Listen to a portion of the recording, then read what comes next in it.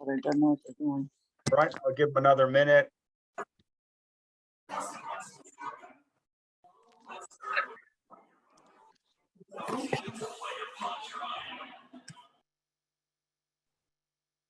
Okay, I think we'll go ahead and get started.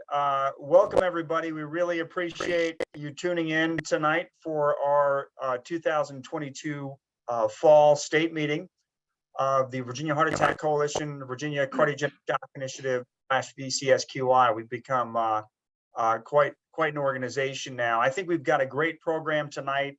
We're going to hear from some expert speakers about updates in acute MI. Before we get started with that, I'm going to give you a brief update on VHAC.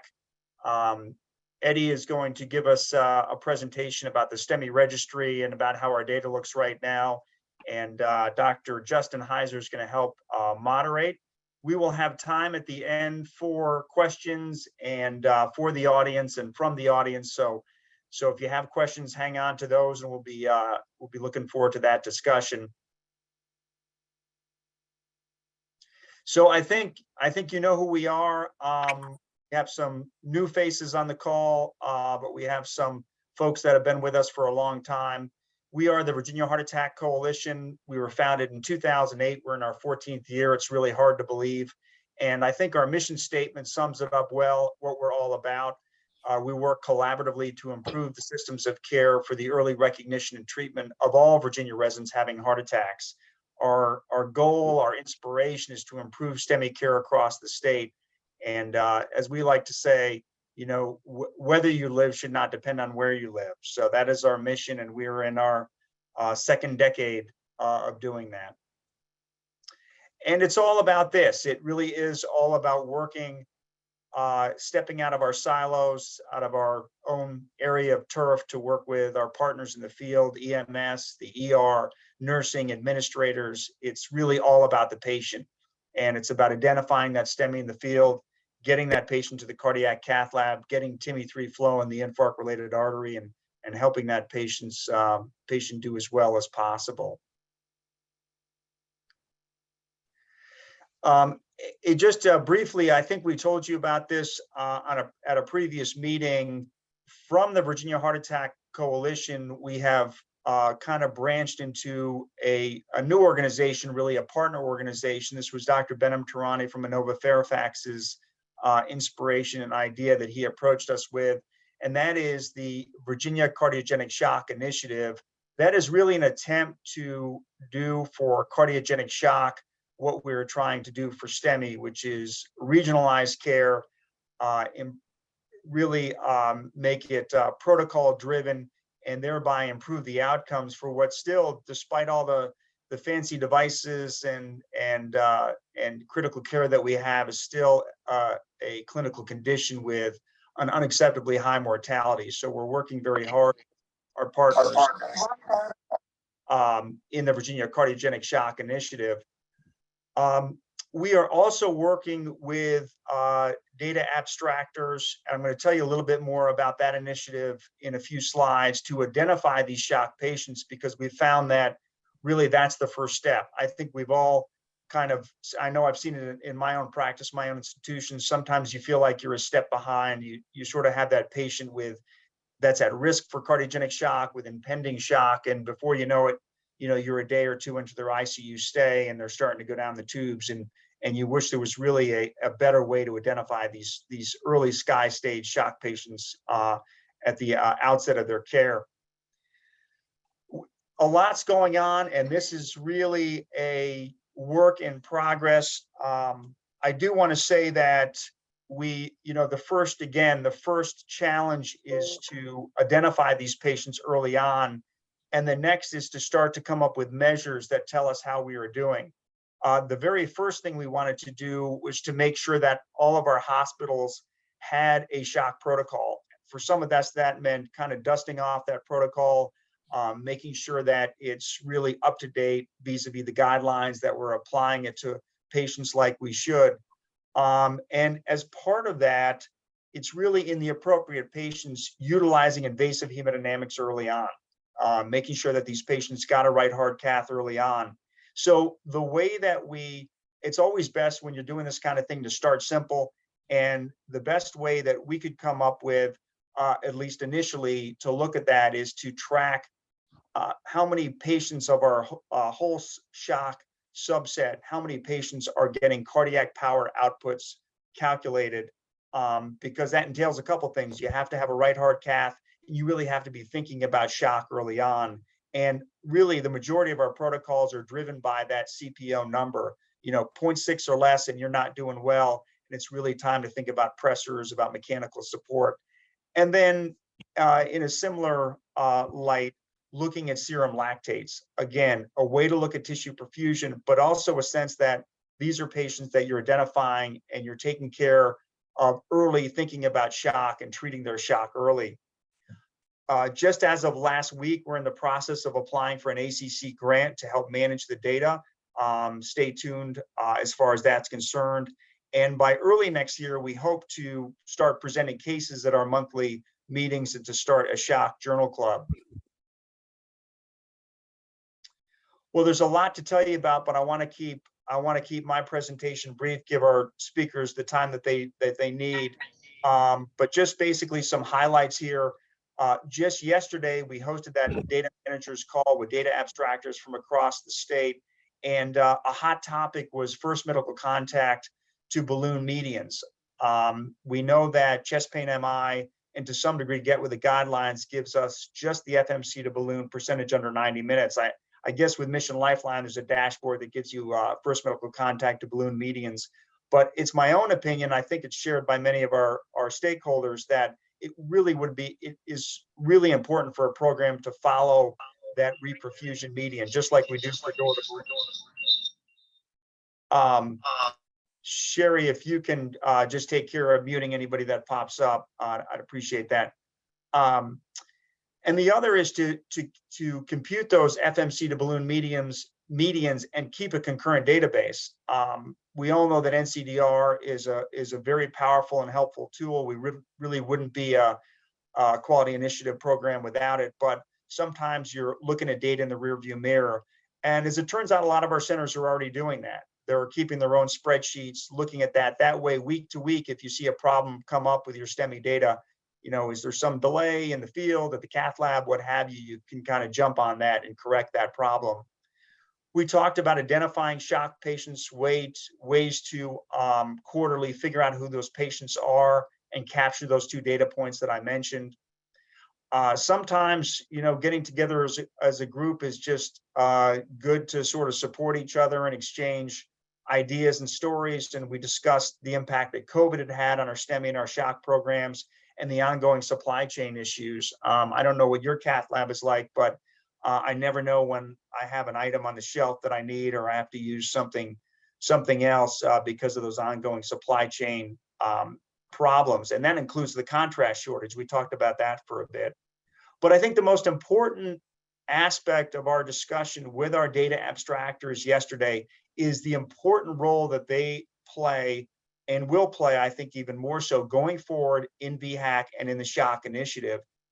As I said, these folks are really, really vital to what we are doing. We know the expression, garbage in, garbage out. If you don't have accurate, timely data abstraction and submission, you can't really want to run a quality improvement initiative. So I know at our hospital, we don't look at these folks as encounters anymore. We really look at them as outcome specialists. They are in the charts. They're doing this work day in and day out. They're seeing all my cases, my partner's cases. They're seeing what's going well and what's not going well. So I think bringing them to the table to get their input, their ideas, educating them, letting them educate us, I think is going to be really helpful going forward. Thanks to Sherry White, we have a new website. So don't go to our old website. We have the new one. There's the address at the bottom of the slide there. It gives you background information on VHAC. It has a list of the regional leads and activities, upcoming events. We also want to be a go-to site for education for the ACC/AHA guidelines, for EMS, free open access medical education, EKG materials, and whatnot. Now, some of it, as you'll see, is still in a state of construction, but check it out. We're really excited about that. And as has been the case for the 14 years that I've been doing this, it's really, really important to maintain activity and engagement across the state, across the Commonwealth. As you can imagine, this is a really big lift. Fixing one STEMI system at your hospital is one thing, but trying to enhance care across the state is a big deal. We need boots on the ground. The folks in the steering committee, we can't be in every corner of the state all the time, nor should we be. You all know your regions better than we do. So maintaining engagement, maintaining stakeholder involvement and regular meetings is really, I think, really, really critical.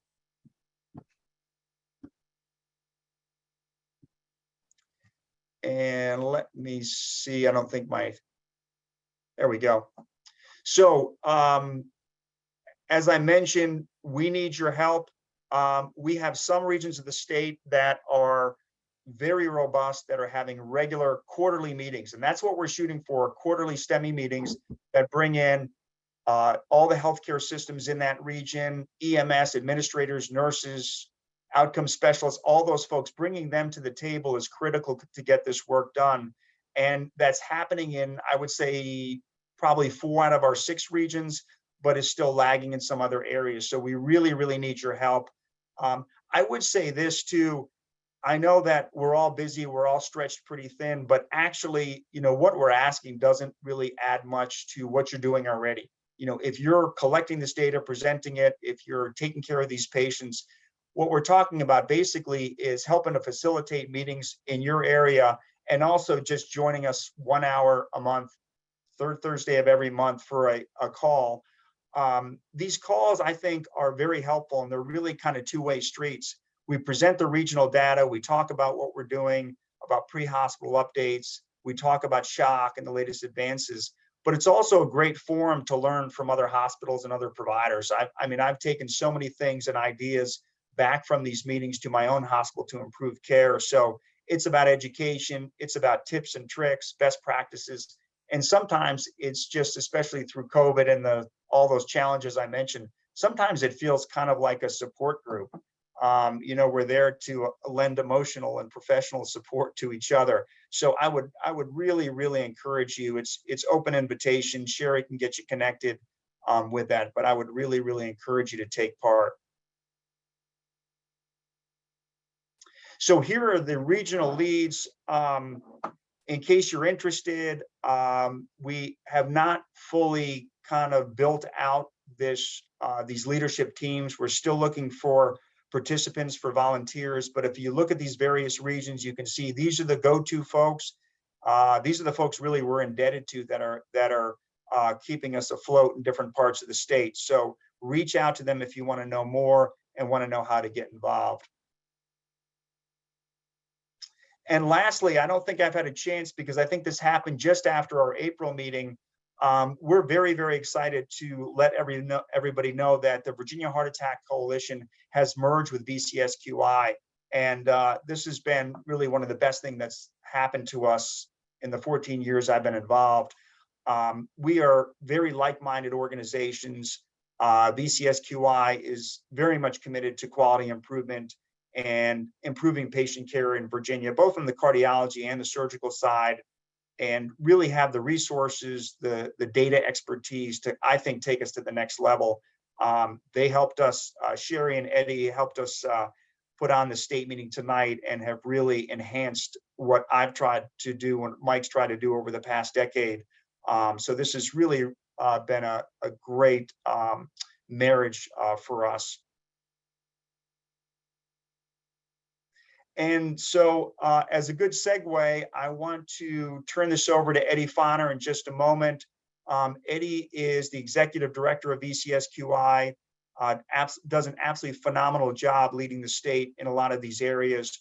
And what I'm talking about tonight with STEMI and shock care is really only the tip of the iceberg for all the great things that VCSQI does when it comes to cardiology and cardiac surgery. And one of the, I think, crowning achievements of this merger and the work that Eddie and others have done is to help develop what he's about to show you, which is a statewide STEMI database.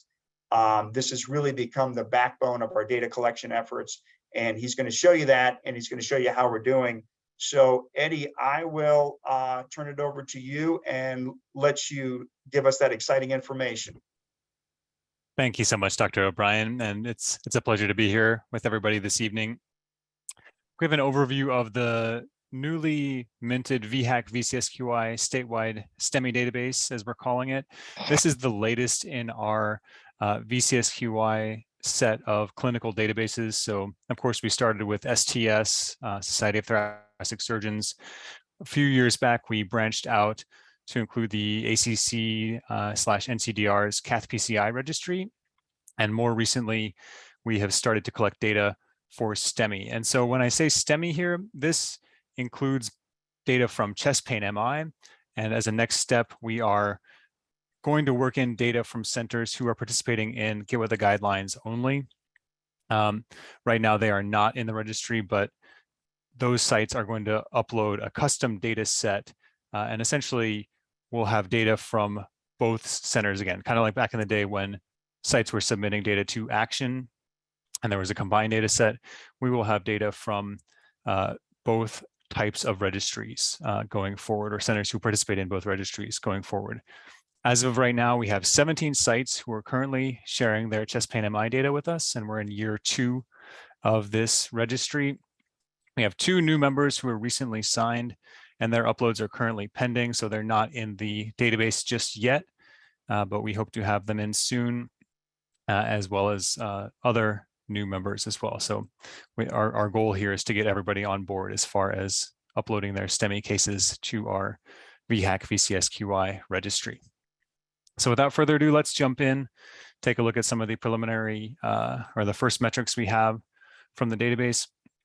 This is, and I apologize, this slide is mistitled. This is actually through Q2 as it shows here of 2022. So it's the most recent 4 quarters worth of data, approximately 1,700 STEMI cases. This is immediate PCI for STEMI patients. The first 5 metrics we decided to look at as a group were median door in, door out time for transfer patients, median transfer time between hospitals, FMC to primary PCI less than 90 minutes, the median FMC to primary PCI, again for non-transfers, and the proportion of patients with pre-hospital EKG.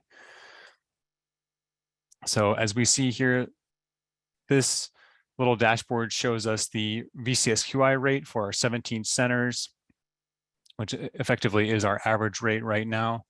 And we have the regional breakdown here for these 5 metrics as well. They're color-coded just based on our VCSQI averages. So I know Dr. O'Brien mentioned we had 6 regions. Right now, only 5 of our centers have participating sites in the registry. That's why we don't see the, this would be the, which center is missing here? The central region. Yeah. We hope to have them on board soon.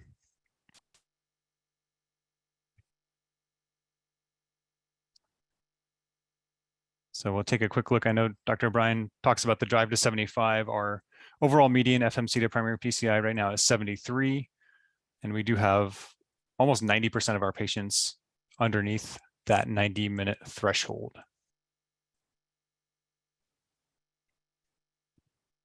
So overall, the data looks pretty good, although there is some variation by region.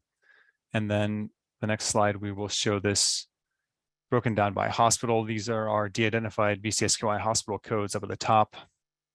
The gray bars indicate there's no data for a particular metric for that center. For instance, they might not be a center receiving transfer patients for those 2 measures.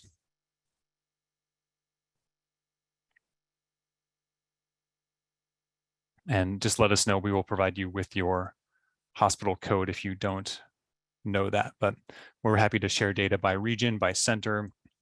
One other piece we can do is trend data over time.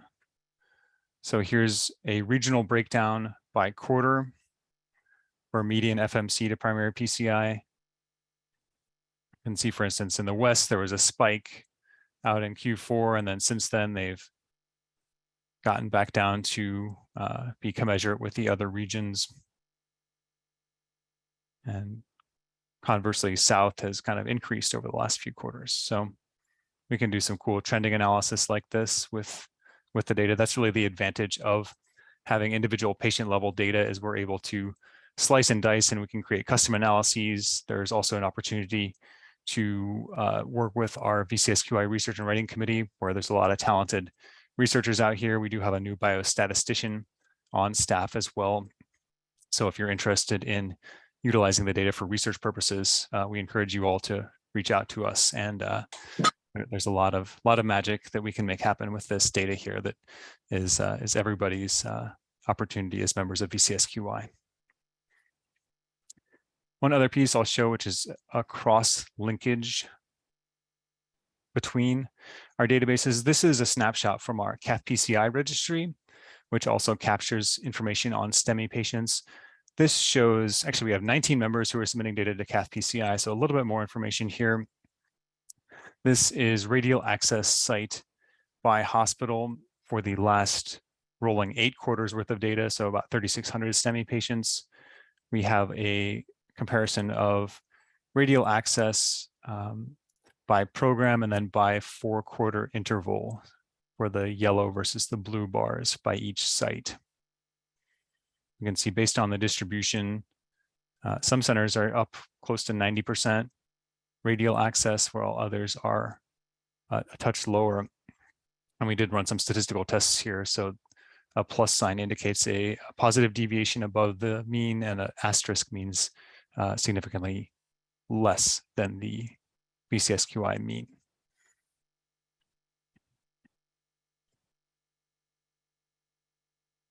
So there's all sorts of reports that you have access to as VCSQI members. If you don't receive these quarterly reports from Sherry and I, let us know and we will send these over to you post haste, because we love working with the data. We love utilizing this to help drive quality improvement, which is really part of our mission here, VCSQI with VHAC. So that's an overall snapshot of where we are with the data. Again, a lot of exciting things going on. We are hoping to continue increasing our membership with regards to the STEMI registry. So if you don't know if you're involved or if you would like to be involved, please reach out and we will get you set up. If you're a current VCSQI member, it's completely free. So all you need to do is just sign the data use agreement and send over your cases to ARMAS, the data warehouse, and you will be good as gold. So we appreciate you. Thank you all for being part of VCSQI. And I will turn it over. Dr. O'Brien, would you like to introduce Dr. Heiser or Dr. Contos next up?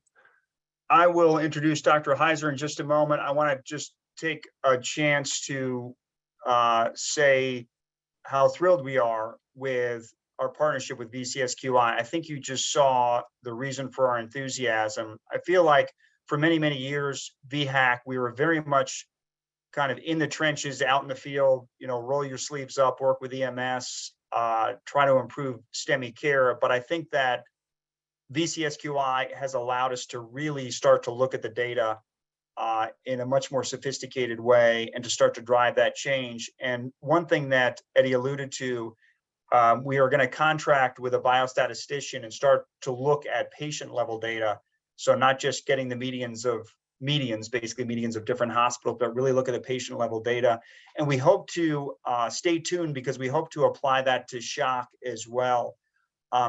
If you are, as Eddie mentioned, if you are not part of VCSQI, or if like some of the hospitals, you've done it with cardiac surgery forever, but you really haven't gotten around, or maybe pestered your administrators in your legal department like I had to get signed up for the cardiology piece to submit data to the registry that he just showed you, please do.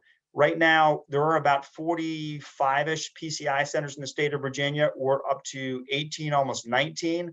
Our dream is to have all 45 PCI centers on this registry, so the Commonwealth can look at this dashboard and say, this is where our median FMC to balloon time is. This is where our pre-hospital EKG percentage is. And I think really that's ultimately for us the goal from the data side. So again, you'll hear me make this pitch a lot, but if you're not already part of VCSQI, if you're not already involved on the cardiac surgical and the cardiology side. You saw all that wonderful data. Please, I kind of sound like an infomercial now, but please sign up, reach out to Eddie. We want to have you part of that, in the fold on that. So excellent presentation, Eddie. Thank you again. And I'm excited to now turn this over to Dr. Justin Heiser. Dr. Heiser is one of our new and rising stars in the STEMI world in Virginia. He is an interventional cardiologist with Centera in Norfolk, and he's going to be moderating our next two speakers. So Justin, I will turn that over to you. All right, thanks so much for the introduction. So, yeah, like you said, I'm very excited to be the new team lead in the Tidewater and Hampton Roads area with VHAC and VCSQI, and looking forward to what we can do. And it looks like we have a lot of opportunity here. So, this next part, we'd like to be interactive. And so listeners, please, if you have any questions, put them in the chat board or save them till the end, and then we can go over that. We would like to have some time for a panel discussion, which I'll help to moderate at the end. And I'll also be introducing the speakers. So we have two speakers tonight. First speaker, I was lucky enough to have trained under at VCU during my cardiology and interventional cardiology fellowship. It's Dr. Mike Contos, who's the medical director of the coronary ICU there, as well as co-director of Chest Pain Evaluation Center, and works closely with the departments of cardiology, radiology, and emergency medicine. And I'll just tell you from personal experience, he's a wealth of knowledge and a great mentor. And, I can attribute the cardiologist that I've become partly to what I've learned from him. And so I think we have a great talk coming.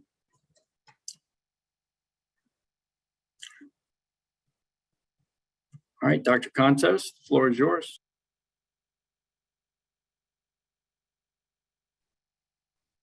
All right, thanks, Justin, for that wonderful introduction. So tonight, next 20 minutes or so, I'm going to talk about the fourth universe definition of MI, but highlight three areas I think that are often present a diagnostic difficulty: MINOCA, or myocardial infarction with non-obstructive coronary disease, type 2 MI, and myocardial injury.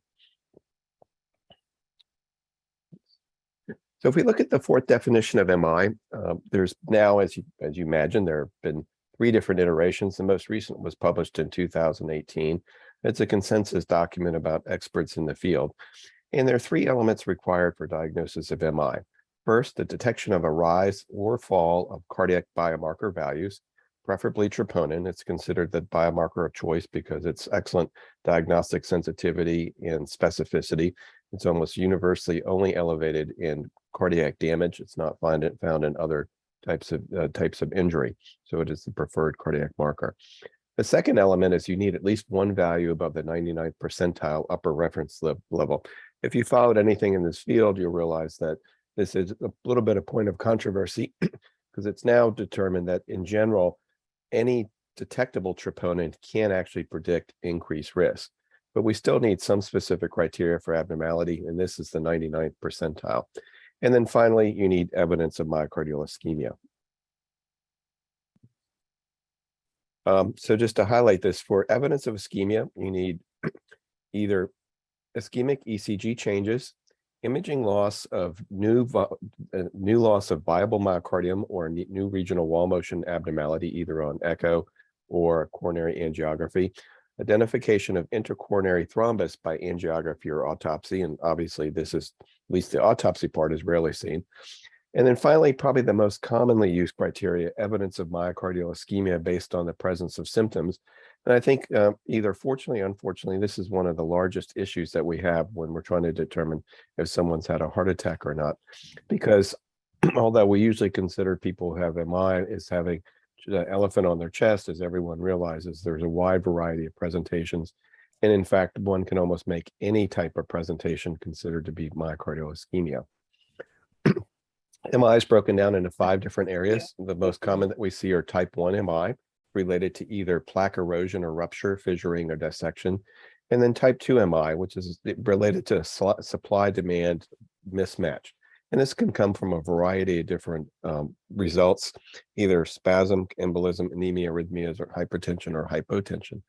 The other three definitions we tend not to use as much: type 3 MIs, in which someone has a cardiac arrest, dies, and we can't get any blood samples. The other two types, type 4 and type 5 MI, are related to procedure-related infarction, with type 4 MI related to either PCI from the procedure itself or subsequent stent thrombosis, or type 5 MI related to MI after bypass surgery. So I'm going to spend most of the time talking a little bit about type 1 Myocardial specifically, type 2 MI, and myocardial injury. So I think myocardial Myocardial used to be called myocardial infarction with normal coronary arteries, has now been renamed non-obstructive coronary arteries. And this occurs somewhat, not that frequently, but we're all had experience seeing these patients. To meet this criteria, first, you have to have MI related to meeting criteria according to the universal definition, no coronary lesion more than 50% stenosis, and no obvious clinically overt specific cause for the acute presentation that's a clear-cut non-cardiac cause. More recently, the European Society of Cardiology has provided these recommendations for how we should classify these patients. Again, all hospitals should use some sort of diagnostic algorithm to differentiate true Myocardial from alternate diagnoses. Some of these would be considered, for example, stress cardiomyopathy or pulmonary embolism, which can result in troponin elevations. Consider performing cardiac MRI in all Myocardial patients who don't have an obvious underlying cause. And I think an important consideration is that we should really consider this to be a working definition rather than the final diagnosis. We're often going to see these patients in the cath lab, often emergently when they come in with ST elevation. We're left with non-obstructive coronary disease and we're trying to sort it out. Again, it may take a number of different diagnostic tests to determine the etiology. In this particular study from of a compilation of patients, over 5,200 patients with suspected STEMI, 13% were culprit-free, and this is typically what you'll see in the literature. About 5 to 10% of patients with STEMI will present with non-obstructive coronary disease, which is typically more frequent in women and more frequent in younger patients. This may come from a number of different reasons. If there's a delay in coronary angiography, it may have time for the thrombus to resolve. It also may relate to resolution of thrombus formation from the treatment we give, typically heparin or other treatments that may help resolve the thrombus at the time of angiography. And then finally, remembering that coronary angiography is really just a luminogram. We can't always see the fine details and may miss plaque rupture. In this particular study, additional diagnostic testing was done in a number of them, and you can see here the types of different tests that were performed. It's important to remember that Myocardial is not a benign condition. If you look at this comparison in 6 different studies looking at overall mortality, either short-term or long-term, based on whether or not there was obstructive coronary disease, you can see that typically patients with Myocardial have a better long-term prognosis, but again, not benign, with a mortality that can approach that of those with obstructive coronary disease. What can we do to try to diagnose this? Probably the most common test, at least we use in our institution, is cardiac MRI. This provides a very good diagnostic utility, ability to determine whether or not there's transmural or subendocardial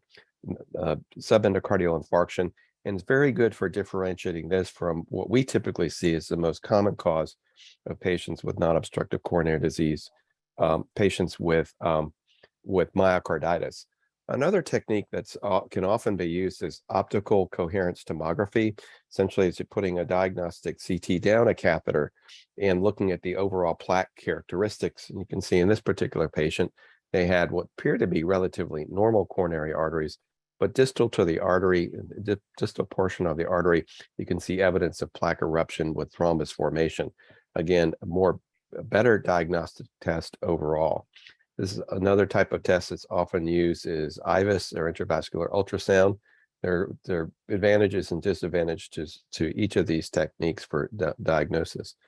In a recent study that was presented last year, in which the compilation of about 116 patients who had both OCT and cardiac MRI, they were able to identify a cause in 85% of patients. 2/3 of them had MI, myocarditis, and 15% and a smattering of patients with stress cardiomyopathy and non-ischemic cardiomyopathy. Even with using multiple diagnostic tests, there were about 1 in 6 or 15% in which no cause could be identified. So what's a reasonable diagnostic strategy? Well, this is, I think, an outline that's been put out in a number of different papers. First, coronary angiography, no obstructive coronary disease. The first thing to do is to go back and review the coronary angiogram. Was something missed? Could there have been a small vessel dissection that wasn't seen very well? Something that may have resulted in spontaneous coronary artery dissection? Could there have been evidence of embolization? It's very helpful to review the angiogram to see if there's any other potential etiology. And in the absence of that, in the absence of performing additional coronary imaging with either OCT or IVUS, cardiac MRI is, at least in our institution, is the test of preference because it does, again, provide significant amount of diagnostic information. It's always been interesting to me at how many cases of myocarditis that we pick up that actually look like a STEMI and actually present with chest pressure and have either segmental wall motion abnormalities and or segmental or regional ischemic EKG changes. So again, I think considering doing MRI in these patients is important. And it's important because it does provide us a diagnosis. Long-term treatment is going to be significantly different in someone with myocarditis who doesn't need aggressive antiplatelet and antithrombotic treatment that we'll see in someone with an acute MI. And if you do have an acute infarct, starting them on aspirin, aggressive secondary risk factor modification are important. Okay, next two areas to talk about type 2 MI and myocardial injury. So the diagnostic algorithm we should kind of consider when a patient comes in with their troponin elevation. And first, is the troponin elevated above the 90th percentile? If so, then the next thing to figure out, is there a rise and fall?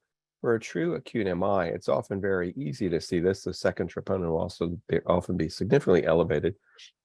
But at least in our patient population, it's often that we see patients with these relatively low-level troponins trying to figure out, is this a stable troponin or is it going up and down?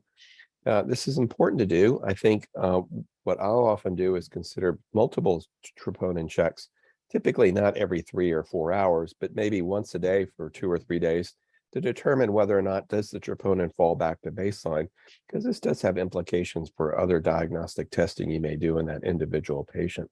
So it may be not immediately evident what is going on, at least in a number of these patients who have chronic myocardial injury. In the presence of acute myocardial injury, troponin's gone up and down or clearly rising. Evidence of myocardial ischemia is important to determine whether or not this represents a myocardial infarction, as you can see on the left, or does this represent acute myocardial injury?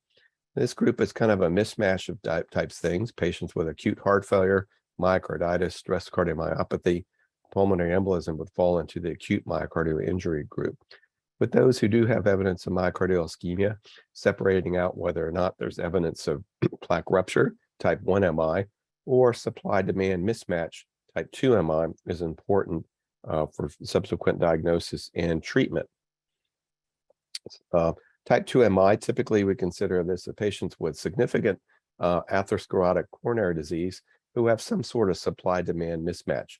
Someone who may have acute severe anemia with a significant coronary disease, tachycardia, or some other type of arrhythmia that may cause it. I didn't quite realize until I looked specifically at definitions, but there are other types of type 2 MIs. Coronary vasospasm or microvascular obstruction, non-atherosclerotic coronary dissection also are considered type 2 MI. And in fact, you don't actually have to have significant coronary disease to have a type 2 MI. I'm not sure I necessarily agree with this. I usually think of these type of patients would fall in the acute myocardial injury rather than the myocardial infarction group. And in fact, I often use the presence of segmental or regional wall motion abnormalities or evidence of ischemia to help sort out whether or not this is truly a type 2 MI or whether or not they have evidence of it's just acute myocardial injury. Oftentimes, when we take these patients emergently to the cath lab, we find patients that are you can't actually have a type 2 MI that's not a non-STEMI, that is actually a STEMI. And again, this can fall into the group of patients with SCAD, coronary embolism, or coronary vasospasm. But there's actually been a proposal that these patients should be classified as type 1 MIs just because of the acute interventions that we often perform in these patients. How common is type 2 MI? It obviously varies by study. If you look across this cohort, anywhere from 2% up to 70% of patients may present with type 2 MI. Why is there such a big variation? Well, clearly there are variations in patient populations, whether it was done in the ED, inpatients, or ICU. What troponin assay are you using? And what threshold are you using for diagnosis of MI? Whether or not you're considered non-ischemic myocardial injury is included. I think many studies have not done this in the past and group acute myocardial injury and type 2 MI together. What type of what your diagnosis is going to be is often to be very dependent on what additional cardiac investigations are performed. And we have to recognize we do have limitations in both our diagnostic criteria as well as variations in application of these diagnostic criteria by people who are determining the diagnosis, whether done singly by the clinician taking care of the patient or in the realm of clinical studies, which even in this study, the amount of disagreement was substantial for type 2 MI and myocardial injury, 64% and 55% respectively. So not necessarily an easy thing to do. Part of this may relate to the wide variety of causes of myocardial injury. Just a small list can be seen here.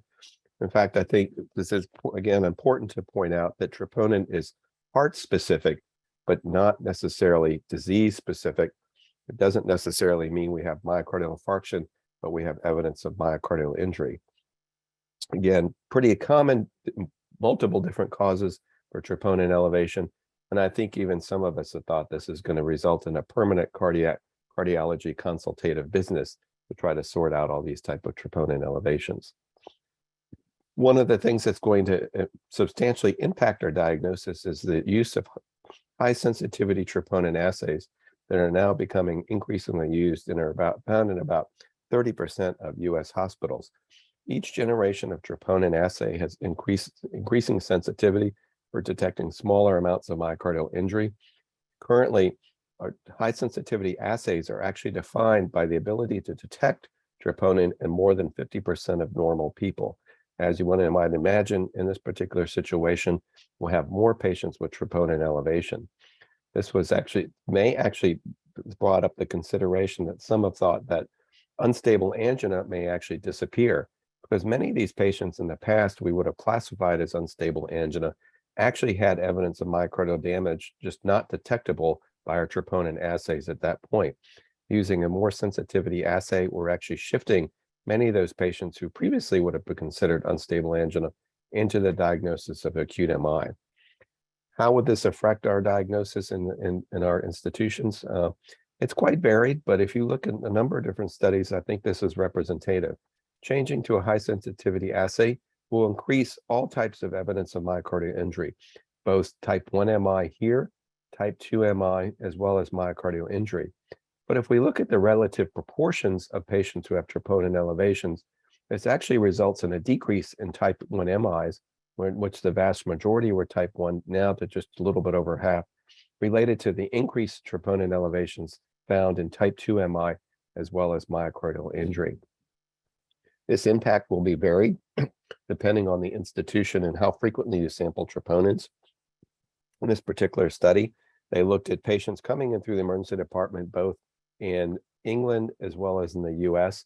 In England, where they're much more selective in sampling of patients for troponin elevations, a little bit of increase in overall increase in type 2 MI and myocardial injury. If you look at just unselected patient populations, myocardial injury, which they sampled troponin in everybody, about 11% had detectable troponin, similar to what was seen in the US. So obviously we'll have an impact in the United States on how we're going to diagnose these patients. There's a wide variety of causes for type 2 MI. This is a compilation of approximately 40 studies, a little bit over 100,000 patients, overlapping diagnosis. But the most common were things that we would think of seeing: sepsis, heart failure, arrhythmias, anemia, respiratory failure, and COPD, with a variety of other diagnoses. If you look at risk factors, again, most of these patients tend to be older than the type 1 MIs. And so they tend to have other types of significant comorbidities, such as underlying coronary disease, renal disease, atrial fibrillation, COPD, and heart failure, more commonly in patients with type 2 MI, with traditional risk factors tend to be equal, or if not otherwise more common in patients with type 1 MIs. As many of us have seen, trying to diagnose these patients can be difficult. Patients with type 1 MI are much more common to present with typical chest discomfort or some sort of chest pain syndrome, whereas those with type 2 MIs much less frequently, with shortness of breath much more common, as are nonspecific symptoms substantially more likely to be present in patients with type 2 MIs than with type 1 MIs. Use of biomarkers in the elevations can be helpful for diagnosis. The higher the troponin elevation, the more likely it is to relate to type 1 MI than it is for type 2 MI or myocardial injury. Unfortunately, there's substantial overlap. If you look at these 4 different studies looking at peak troponin values, you can see, although that those in the red, those with type 1 MIs, typically had higher peak troponin values than those with type 2 MI or myocardial injury. However, there was significant overlap such that the peak elevation cannot be used in many cases to help determine what type of injury it is. Patients with type 2 MI tend to have a much higher mortality than those with type 1 MIs, with a very poor prognosis out to 1 to 2 years, with approximately 1/4 of patients dead at 2 years. This is important to also point out. This same type of increased elevation is also seen in those with myocardial injury. So we can't really just ignore these troponin elevations and say they're fairly benign. These patients do have a substantially higher mortality, often equal to those with type 2 MIs, as you can see in the middle 2 bars here, and substantially higher than those patients with type 1 MIs. What can we do to mitigate the risk in these patients?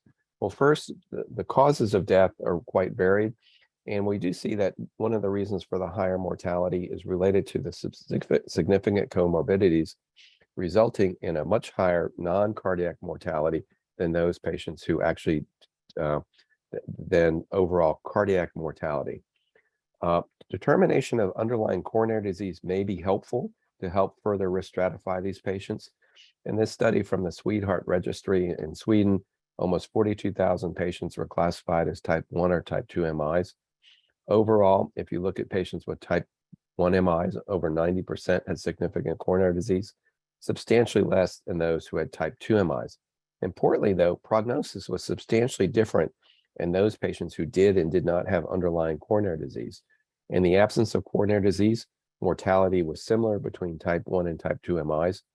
Type 1 MIs who had coronary disease were in between, but type 2 MIs with underlying coronary disease had a substantially higher mortality. Therefore, determination of whether or not there's underlying coronary disease can help us to further risk stratify these patients. However, only about a significant minority of these patients actually undergo coronary disease. And this particular meta-analysis grouped across these different studies, about 1/3 of them had coronary disease, with 1/4 having multivessel coronary disease. So it would think that some sort of investigation for the presence of underlying coronary disease may be helpful. Not all of these patients need angiography.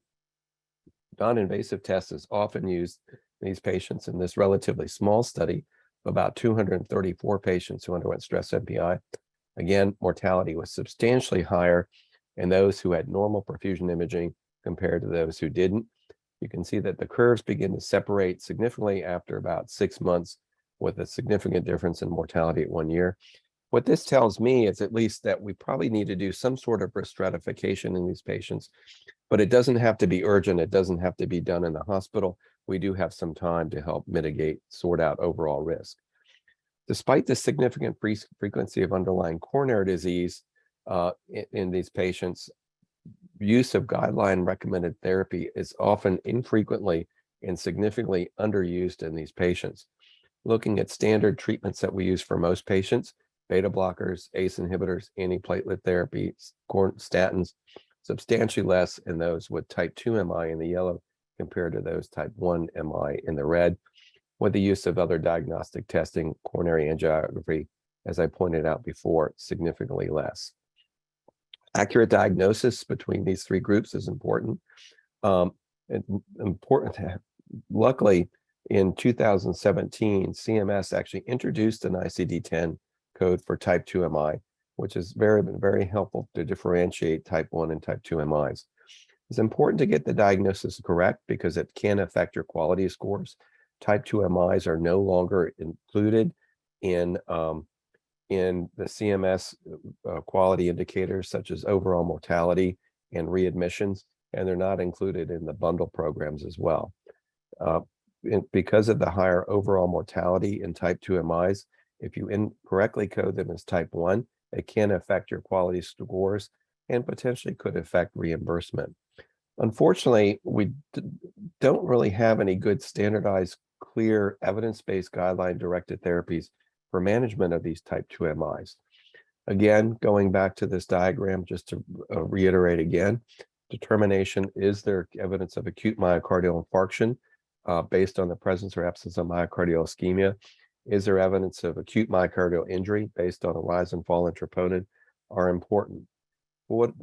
And then this provides a good framework for subsequent diagnosis. Is the type 2 MI present? If so, is it related to no obstructive coronary disease? Or if there is underlying coronary disease, further diagnosis. What do I do? So I think in all these patients, the first thing I do is do a clinical assessment for ischemia based on their symptoms, ECG, and biomarkers. I'd like to determine, do I think there's evidence of either regional or segmental ischemia? Do they have a history of coronary disease? This helps me group them into either myocardial injury or type 2 MI. I think the vast majority of these patients need echo or some sort of LVEF assessment because this can help really guide further treatment.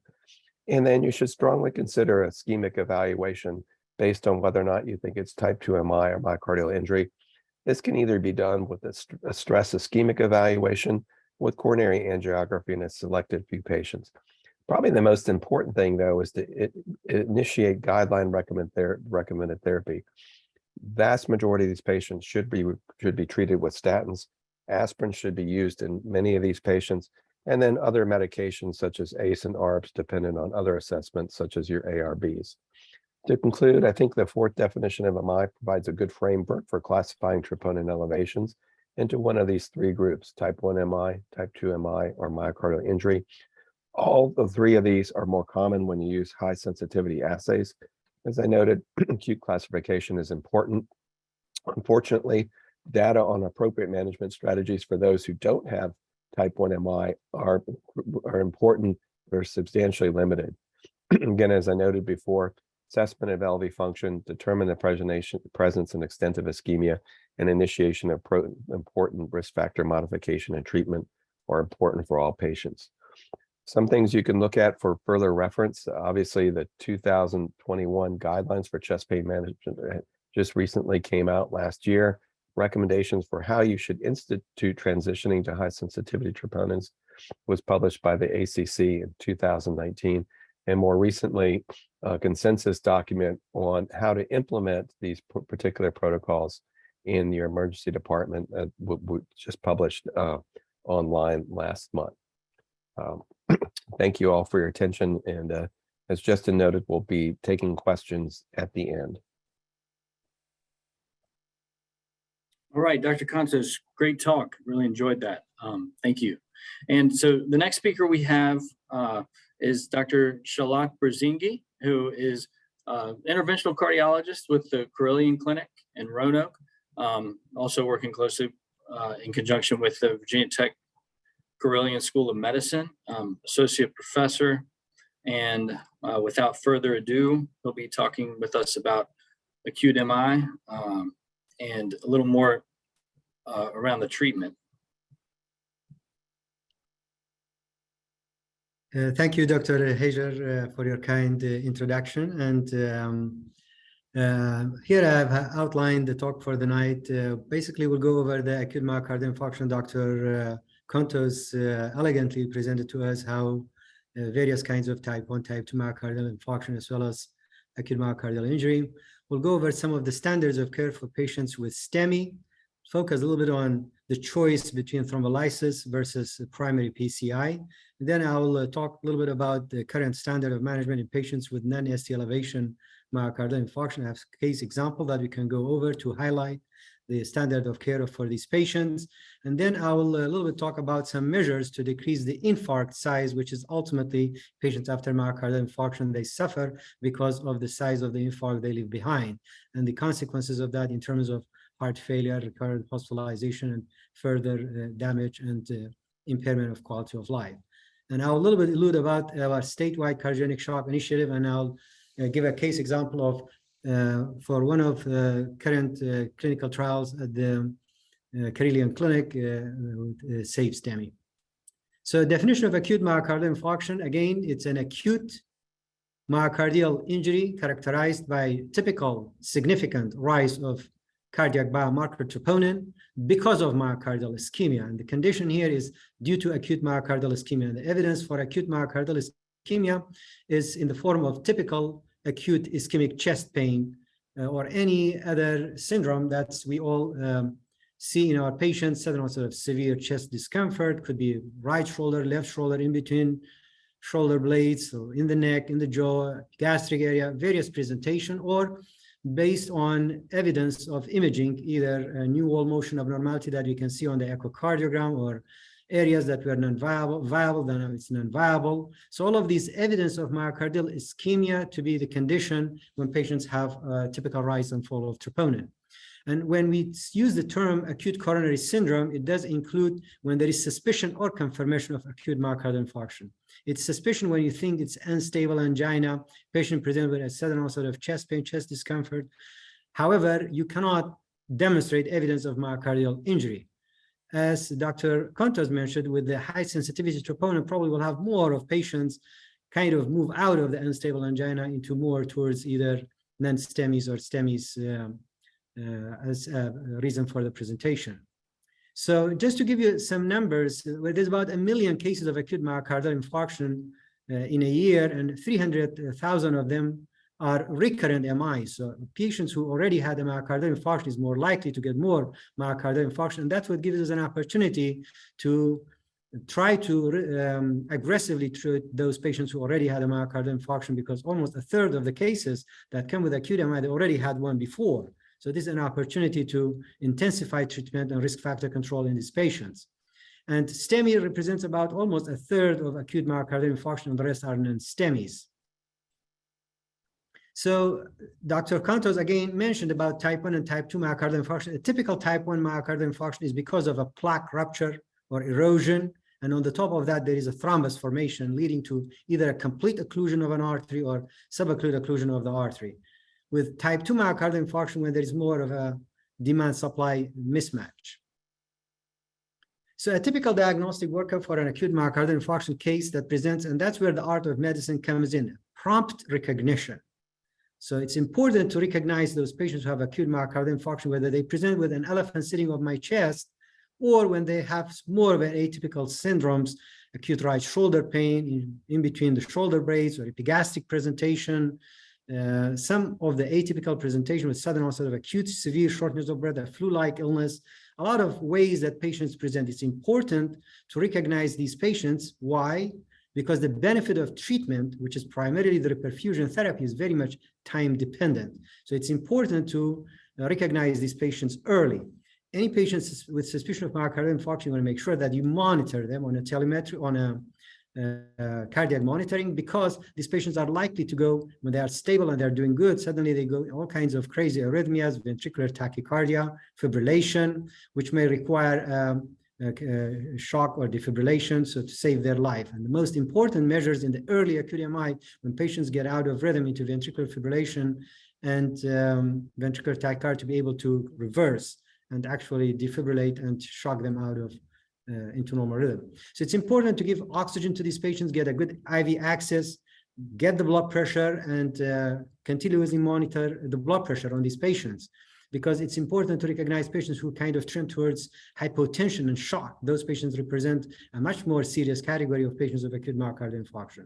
You want to get an EKG done early, and you want to repeat the EKG if the patient's symptoms continue and your initial EKG was non-diagnostic, because a lot of patients with an ST elevation MI or suspicion of MI may turn to become acute ST elevation MI if you do subsequent EKGs 5, 10, 15, 20 minutes later. So an abbreviated history, and particularly pay attention to the onset of symptoms, because typically the onset of ischemia is not necessarily when they present to the hospital. It's the onset of symptoms that indicates the onset of ischemia. So abbreviated history to focus on the onset of the symptoms and any other comorbidities that they may have. Prior history of myocardial infarction, any prior history of bypass stents, any condition that makes them liable to bleed, any condition that they may interfere with the therapies that you may offer the patients, particularly the patients with prior history of intracranial bleed, prior history of any sort of bleeding, transfusion, because these patients will require antithrombotics and antiplatelet agents that are strong, and those patients can bleed. So that's your focused history should include those. And then you make a determination what kind of perfusion strategy I'm going to do for my patient if the patient has, for example, ST elevation myocardial infarction. So typically you think about thrombolysis, primary PCI, anytime you're in a place where primary PCI is available, that has been proven over time that it is superior. So anytime you cannot get the patient into the cath lab in a timely manner, and by that, we mean patients with acute myocardial infarction with ST elevation, if you can't get them to a cath lab within 90 minutes to 120 minutes, then thrombolysis should be the way to go. So for those patients, it's important to recognize that patients do not have any contraindication, prior history of hemorrhagic stroke, recent GI bleed, major surgery, from any hemolytic disorder that makes them more liable to bleed. Then if you don't have any of these, then thrombolysis should be the way to go. Patients would require antiplatelet agents. So patients upon presentation, it's important to give them 325 milligrams of aspirin. Chewable aspirin is preferred because it gets to their system quicker. And then antiplatelet agents, we typically have Plavix, we have Berlenta, we have Efient. With ST elevation myocardial infarction, any of these therapies, typically we prefer Efient and Berlenta if they don't have contraindication. For example, patients with ST elevation MI who have a prior history of stroke, body weight is less than 60 kilograms or age more than 75, we try not to avoid Efient or prasugrel to these patients. Patients with Berlenta, if they have any heart block, first degree, second degree, inferior MI with kind of first, second degree AV block or severe bradycardia, try to avoid Berlenta in those patients. Otherwise, most patients can prefer to give 180 milligrams of Berlenta. Again, Plavix would be 600 milligrams. All of these loading should be done as early as possible. With STEMI, typically we do those in the emergency room upon presentation.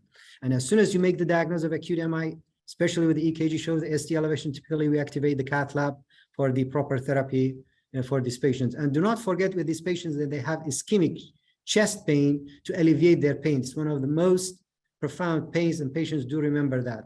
And typically we use for those, historically we use morphine, now we use more for fentanyl to treat the ischemic pain and until we get these patients to the cath lab.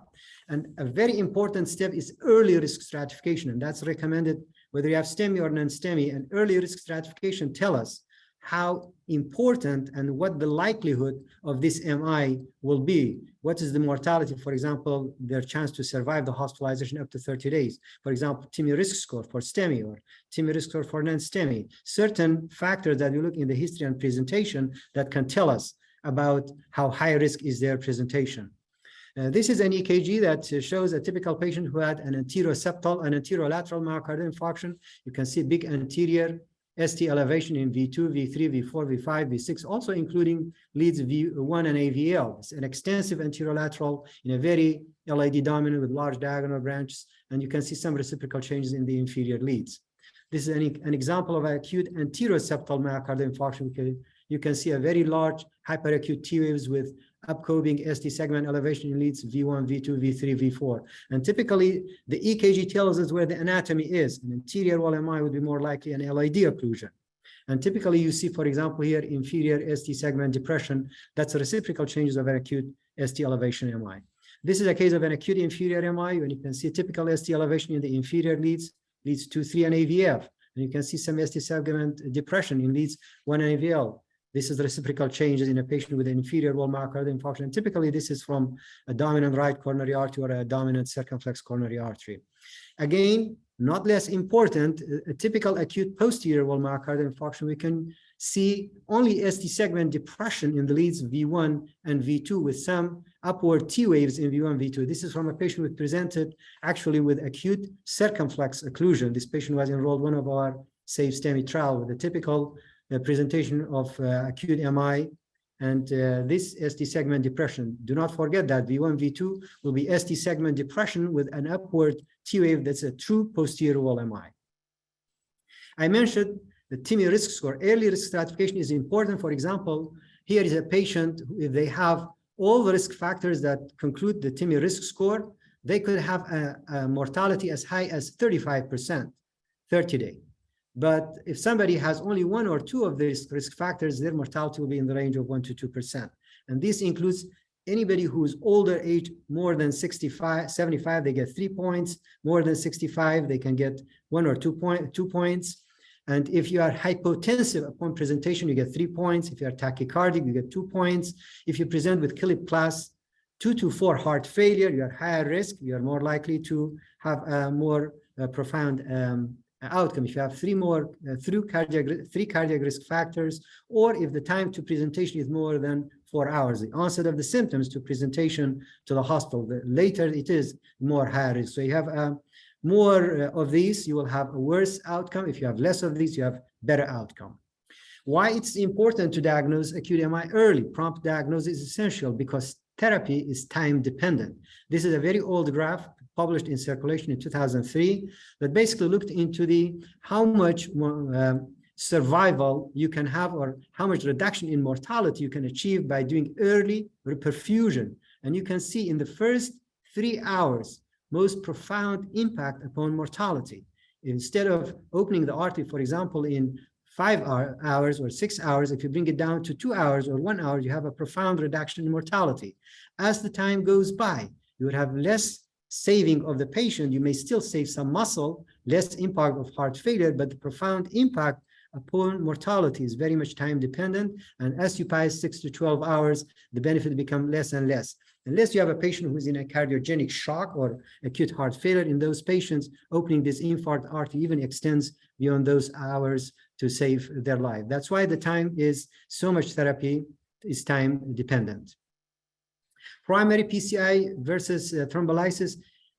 First, primary PCI is there is less risk of intracranial hemorrhage, which is very important, lesser risk of recurrent MI, and actually it enhances survival. So anytime you are able to get the patient to the cath lab, typically we try to get these patients, what we call it, first medical contact to device within 90 minutes if they present to a capable facility who has a cath lab available, and if they present to an outside facility where they don't have a primary PCI available or cath lab on site, these patients, if you cannot get them to a primary PCI facility within 120 minutes from first medical contact, it's better to give them thrombolysis.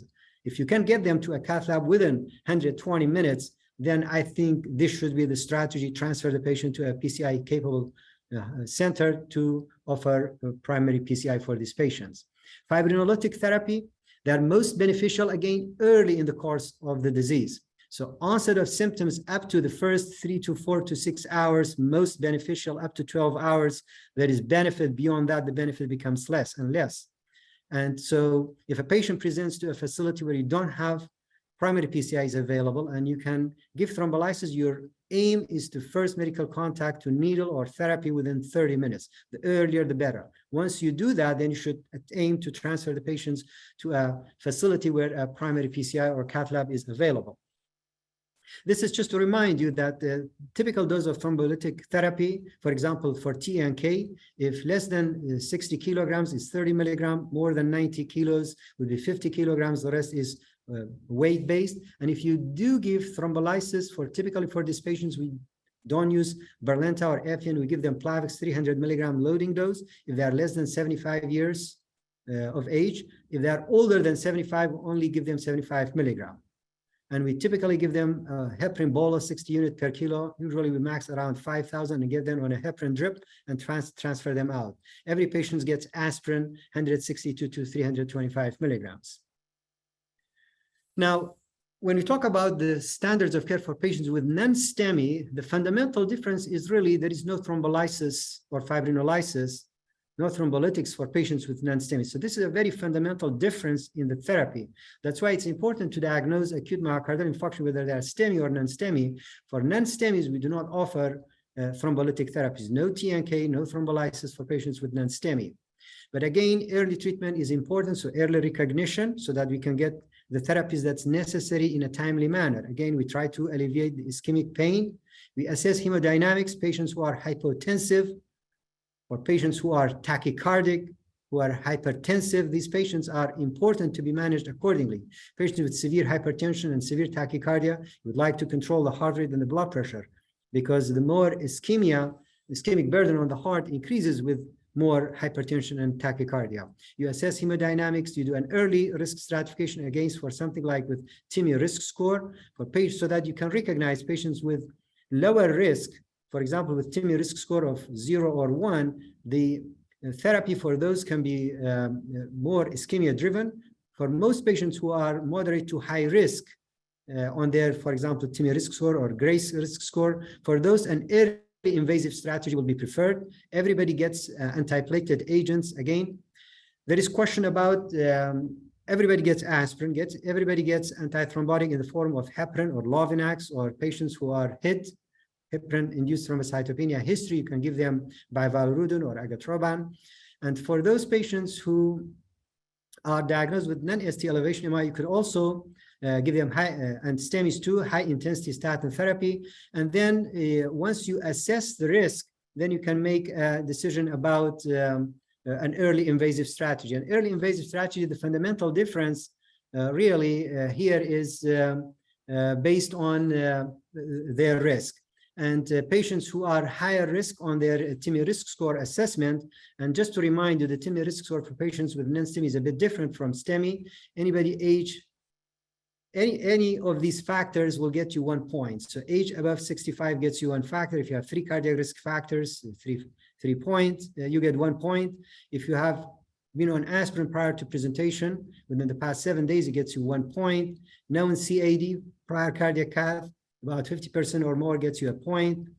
And again, more one recurrent ischemic chest pain, that puts you from a lower risk to a higher risk, or any ST segment deviation. Person initially presents with chest pain, and then subsequently you can see ST segment depressions. So those adds 1 point. Of course, everybody with non-STEMI has an elevated biomarkers. The more of those you have early on, the more likelihood that you are falling. If you have 0 or 1, you are low risk. Intermediate risk will be 2 to 4, and from 5 to 7, you'll be higher risk on TIMI risk score.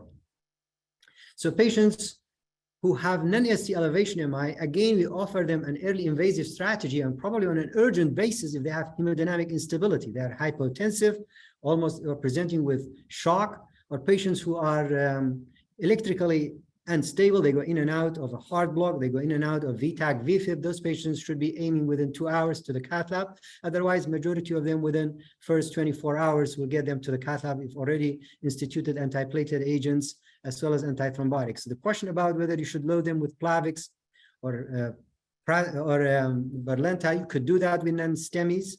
But if the patient goes to the cath lab within an hour or 2, even if you can defer that to the cath lab, you could do that.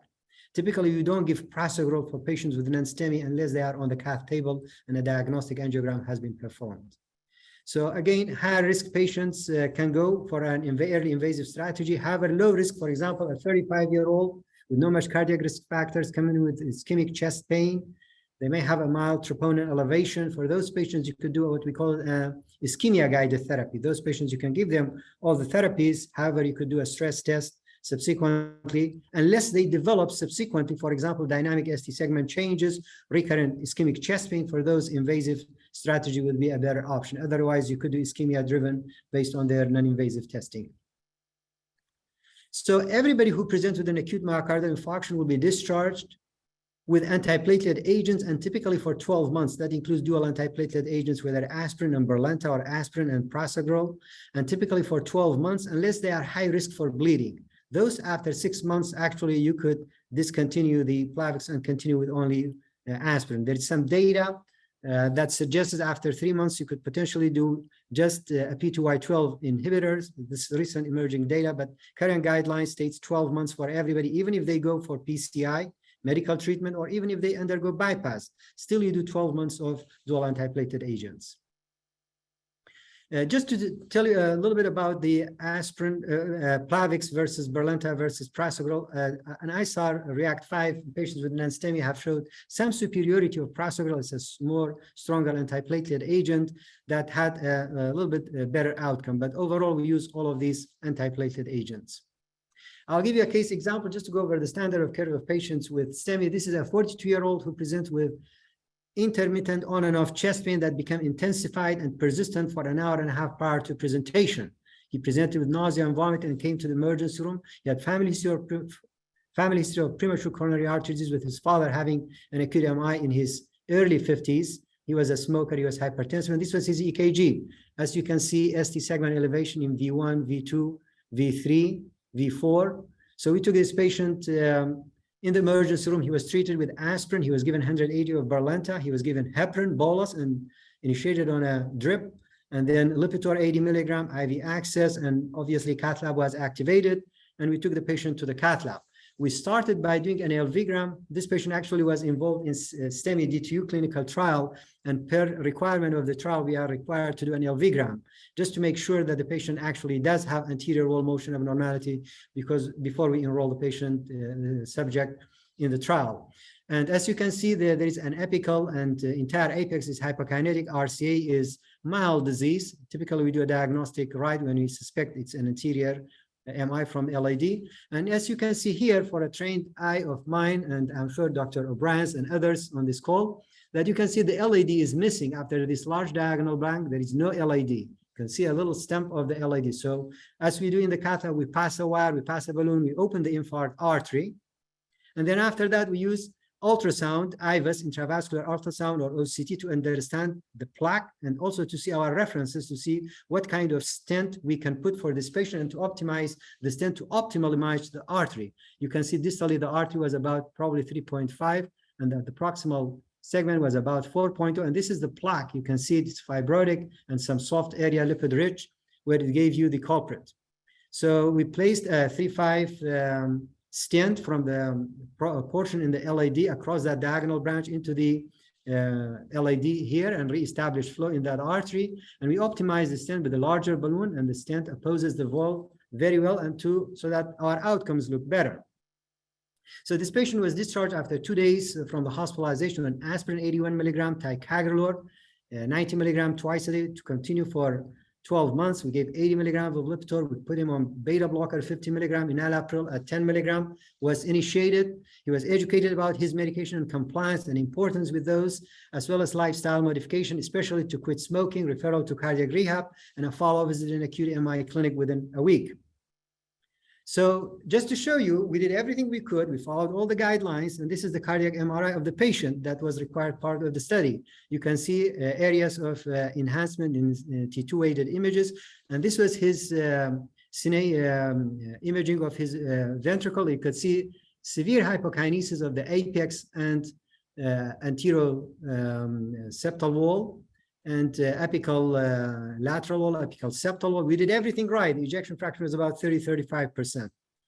So that leads us a patent coronary arteries, So we did everything right. Still, our patient unfortunately leaves the hospital with reduced ejection fraction, wall motion abnormalities, and subsequent big consequences of recurrent hospitalization from heart failure and subsequent death, 1 year, 6 months, 1 year, up to 5 years.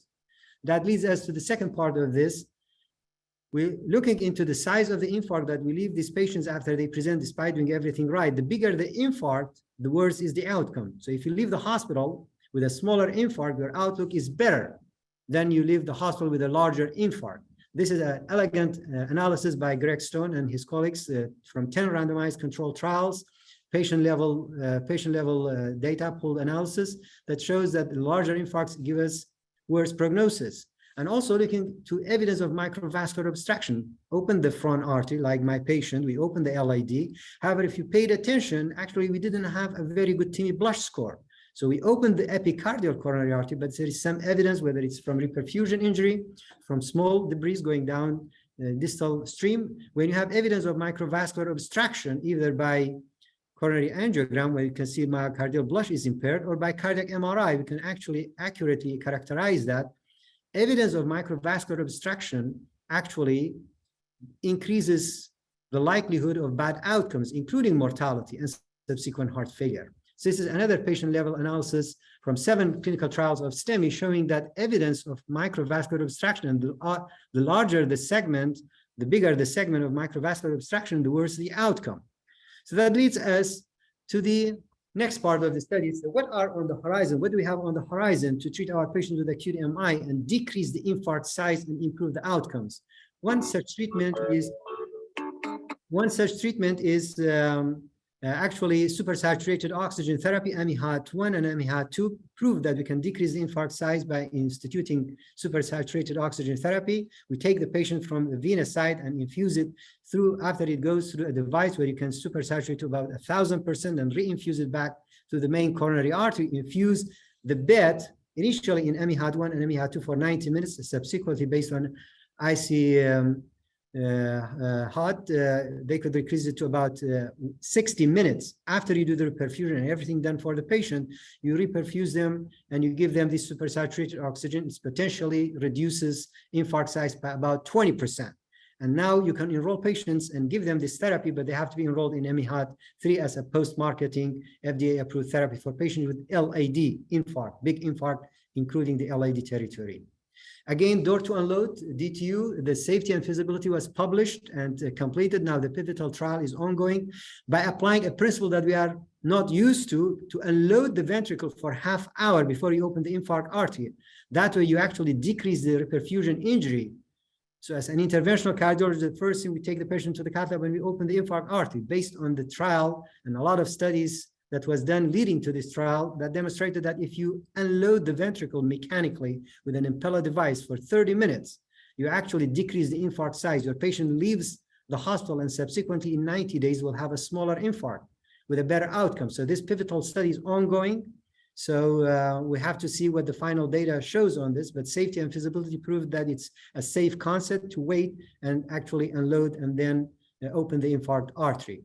Now, one thing to mention also, a patient with acute MI, it was history that we only did culprit vessel only. Now, study have shown us from complete trial and compare acute MI that if you do FFR of the other vessels, non-culprit vessel, and do a complete revascularization, you will have a better outcome.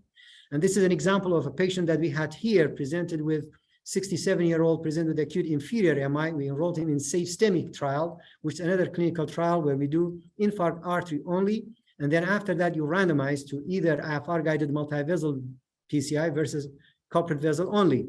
So this patient underwent a diagnostic after presenting with symptoms of acute MI, diagnostic left, there is moderate disease in the LAD, as you can see on the right-hand side.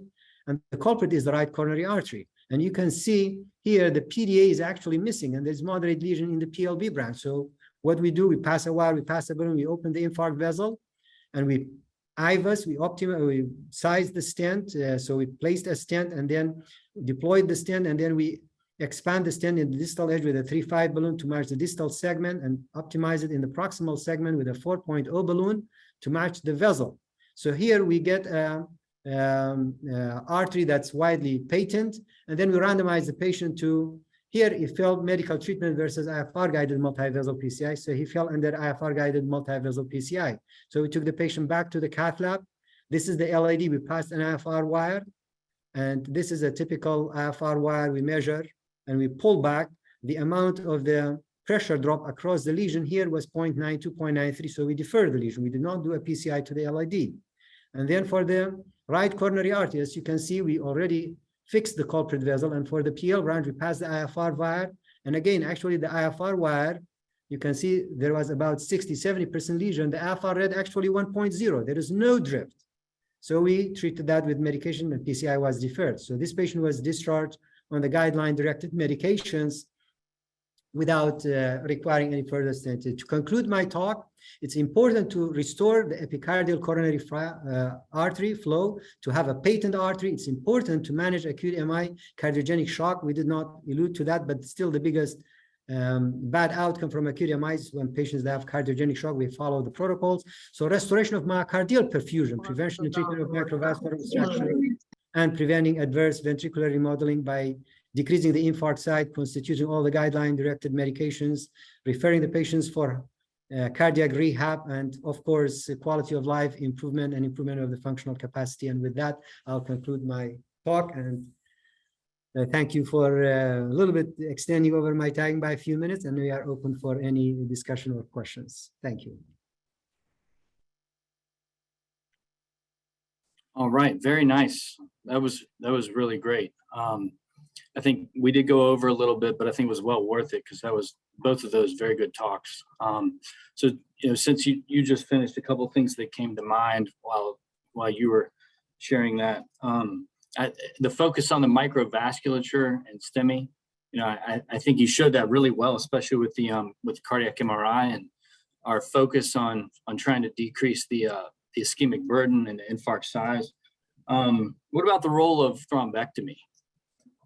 Absolutely. So the role of thrombectomy, it went through various iterations. Initially we used mechanical thrombectomy, then studies came out that manual thrombectomy was better, and we switched to manual thrombectomy. Now more guidelines suggest, based on the result of recent data, that actually only selective thrombectomy in patients who have high thrombus burden is indicated. We don't use it routinely for every patient, but selective thrombectomy for high thrombus burden, or we don't expect to have good TIMI flow post-intervention because of large thrombus burden. So thrombectomy is as a measure to decrease the infarct size, actually to decrease TIMI flow, and myocardial Blush-Skull is a well indicated in a large thrombus burden.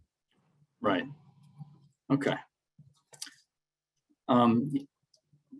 Good. And the other thing that I wanted to touch on, you were talking at the end there, is the use of the IFR assessment and the functional assessment in the setting of someone who's undergoing like a STEMI or an acute infarct. Because there has been some literature to suggest that there is some change in the microvascular function, even in the non-STEMI or non-culprit vessels, and it can affect potentially the IFR measurement or or your functional assessment. Sure. So what has your experience been with that? So with that, I think I presented two studies, the acute compare as well as safe STEMI that is ongoing right now. Of course, for the infarct bed, there is no IFR measurement. If LAD, you're not going to go to the distal LAD and measure the IFR. Corporate vessel in the corporate bed, there is no IFR measurement. This is typically for the other vessels that are non-infarct artery. So for those, typically for safe STEMI, we do it either at the time of the STEMI or within the hospitalization. So I think within the hospitalization, if the patient is not, in a cardiogenic shock, typically the IFR seems to be still very valid. Good. Yeah, I think that makes sense too. Not necessarily doing it at the time of the index procedure, but within the hospitalization. Okay. One question that was posed to the group was for the chest pain MI inclusion and exclusion criteria.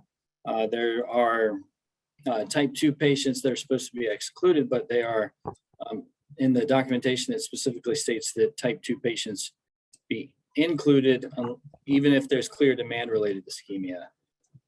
I might not be the best person to speak on that. I might defer it to Dr. Kontos. Yeah. So I think that's a good question. I think this came up at the recent NCDR quality meeting, that the way the definition is phrased to exclude patients with type 2 MI, you actually have to say type 2 MI.